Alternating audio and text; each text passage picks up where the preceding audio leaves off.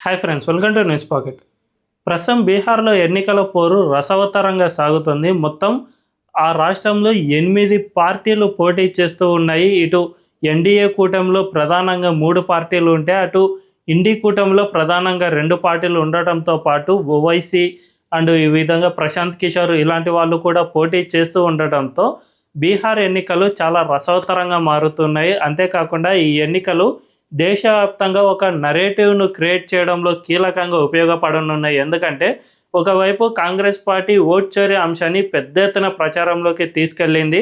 అదే సమయంలో బీహార్ కేంద్రంగా ఈ ఓట్ చోరీ అంశాన్ని లేవనెత్తింది. కాబట్టి ఈ ఎన్నికల్లో కనుక గెలిస్తే ఈ వాదనకు మరింత బలం చేకూరుతుంది. ఇదే సమయంలో ఇటు ఎన్డీఏ కూటమికి కూడా ఈ గెలుపు అనేది చాలా కీలకంగా పనిచేస్తుంది. కేంద్రంలో మరికొన్ని రోజులు ఎటువంటి దుందుడుకు లేకుండా ప్రశాంతంగా ప్రభుత్వాన్ని సాగించడానికి ఈ బీహార్ ఎన్నికలు చాలా కీలకంగా ఉపయోగపడనున్నాయి. ఈ నేపథ్యంలో ఇండి కూటమికి ఒక పెద్ద సమస్యగా మారుతూ ఉన్నారు ప్రశాంత్ కిషోర్ అండ్ అసదుద్దీన్ ఓవైసీ. వీరిద్దరూ డైరెక్ట్గా ఆర్జేడీ అండ్ ఇండి కూటమిని సవాల్ చేస్తూ ఉండటంతో తాము గెలుస్తామా లేదా అనే సందేహంలో ఇండి కూటమి పడిపోయింది. ఎందుకంటే డైరెక్ట్గా ఓవైసీ మాత్రం ఆర్జేడీని టార్గెట్ చేస్తూ ఆ పార్టీకి ఉన్న ముస్లిం యాదవ్ ఓటు బ్యాంక్ కాంబినేషన్ను దెబ్బగొట్టడానికి ట్రై చేస్తూ ఉండటంతో ఇది ఒక పెద్ద తలనొప్పిగా మారింది. మరి ఈ ఎన్నికల్లో ఏం జరగనుందో మనం ఈ వీడియోలో తెలుసుకుందాం. అంతకంటే ముందు ఈ ఛానల్ను రీసెంట్గానే స్టార్ట్ చేసాం, మాకు మీ సపోర్ట్ ఖచ్చితంగా కావాలి. ఈ ఛానల్ వెంటనే సబ్స్క్రైబ్ చేసుకోండి అండ్ బెల్ ఐకాన్ను క్లిక్ చేయడం అస్సలు మర్చిపోద్దు. ఇక డీటెయిల్స్లోకి వెళ్తే, అసదుద్దీన్ ఓవైసీ గురించి మనందరికీ తెలుసు. ఆయన ఎక్కడ ముస్లిం ఓటు బ్యాంక్ ఎక్కువగా ఉంటుందో ఆ ప్రాంతాలను సెలెక్ట్ చేసుకుని కొన్ని సీట్లను సెలెక్ట్ చేసుకుని అక్కడ మాత్రమే ఆయన పోటీ చేస్తారు. గతంలో ఓవైసీ పార్టీకి 2020 బీహార్ ఎన్నికల్లో 5 ఎమ్మెల్యే సీట్లు గెలుపొందింది.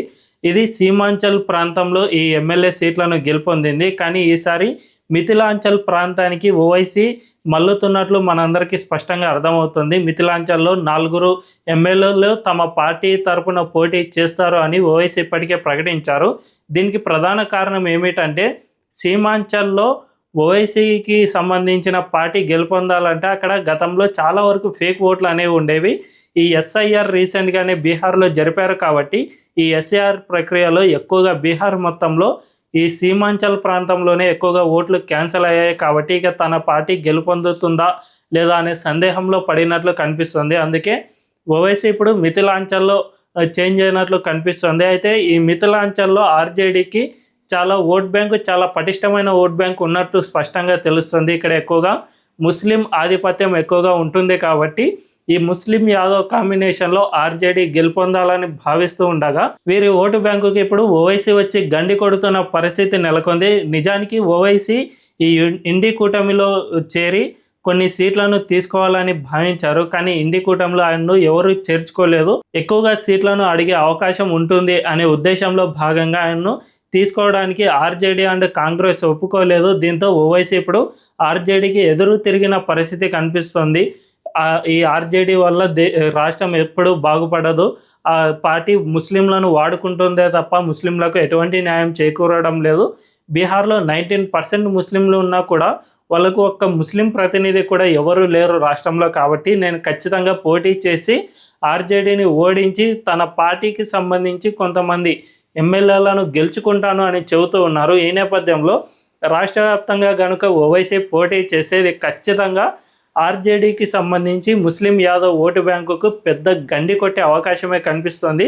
గతంలోనే ఓవైసీ 5 ఎమ్మెల్యే సీట్లను గెలుపొందాడు. కాబట్టి ప్రస్తుతానికైతే 4 ఎమ్మెల్యే సీట్లను ప్రకటించారు. భవిష్యత్తులో మరికొన్ని ఎమ్మెల్యే సీట్లలో పోటీ చేసి ఖచ్చితంగా ఈ ముస్లిం యాదవ్ ఓటు బ్యాంకుకు గండి కొట్టే అవకాశం కనిపిస్తుంది. మరోవైపు ప్రశాంత్ కిషోర్ సైతం ఈ ఇండి కూటమికి పెద్ద తలనొప్పిగా మారిపోయారు.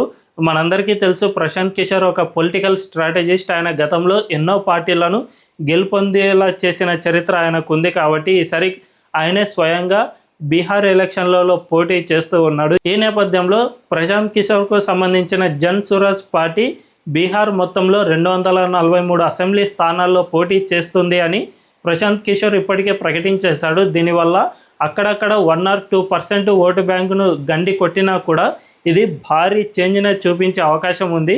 సో ఈ కాంగ్రెస్ పార్టీ ఓట్లనే ప్రశాంత్ కిషోర్ సైతం ఎక్కువగా చీల్చే అవకాశం ఉన్నట్లు మనందరికీ స్పష్టంగా అర్థమవుతుంది. ఎందుకంటే ప్రశాంత్ కిషోర్ ఎక్కువగా ఎడ్యుకేటెడ్ పీపుల్ను టార్గెట్ చేయడమే కాకుండా ప్రభుత్వ వ్యతిరేక ఓటును కూడా టార్గెట్ చేస్తూ ఉన్నారు.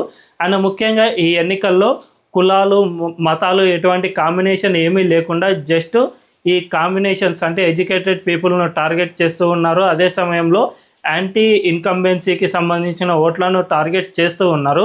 జనరల్గా యాంటీ ఇన్కంబెన్సీ ఓట్లన్నీ విపక్షాల్లో ఉన్న బలమైన పార్టీకి ఎప్పుడైతే మల్లుతాయో అప్పుడే ఆ పార్టీ గెలుపొందే అవకాశం ఉంటుంది. కానీ ఈ విధంగా ప్రశాంత్ కిషోర్ కొన్ని ఓట్లను చీలుస్తూ ఉండటంతో ఈ ఇండి కూటమికి మరింత తలనొప్పిగా మారే అవకాశం ఉంది అని స్పష్టంగా అర్థమవుతుంది. దీంతోపాటు ఆమ్ ఆద్మీ పార్టీ కూడా ఈ ఇండి కూటమికి ఒక తలనొప్పిగా మారే అవకాశమే కనిపిస్తుంది. ఆమ్ ఆద్మీ పార్టీ కూడా రాష్ట్ర వ్యాప్తంగా పోటీ చేసే అవకాశం ఉంది అని స్పష్టంగా అర్థమవుతుంది. దీంతో గతంలో చాలా రాష్ట్రాల్లో కాంగ్రెస్ పార్టీ ఓడిపోవడానికి ఆమ్ ఆద్మీ కారణమైంది. మరీ ముఖ్యంగా రీసెంట్గా జరిగిన హర్యానా ఎన్నికల్లోనూ ఆమ్ ఆద్మీ పార్టీ పోటీ చేయడం వల్లనే జస్ట్ 0.5% తేడాతో కాంగ్రెస్ పార్టీ ఓటమి పాలైంది.